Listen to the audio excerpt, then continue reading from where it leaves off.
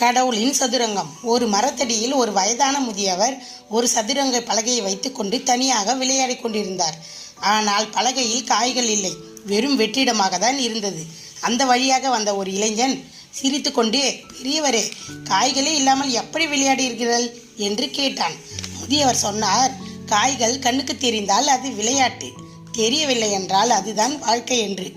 அவர் ஒரு கட்டத்தை தொட்டார். இங்கே பார், இதுதான் உன் பேராசை. நீ எப்பொழுது இதை பயன்படுத்தினாயோ அப்போது உன் நிம்மதியை இழந்து விட்டாய் என்றார். இளைஞன் அதிர்ந்து போனான். அவனுடைய ரகசியங்கள் அவருக்கு எப்படி தெரியும் என்றார். முதியவர் தொடர்ந்தார், வாழ்க்கை என்பது உனக்கு முன்னால் இருக்கும் எதிரியுடன் விளையாடுவதல்ல, உனக்குள் இருக்கும் குணங்களுடன் நீ ஆடும் ஆட்டம்தான் அது. ஒவ்வொரு நகருக்கும் ஒரு கர்மா இருக்கிறது என்றார். இளைஞன் கண்ணிமைக்கும் நேரத்தில் அந்த முதியவர் மறைந்து விட்டார்.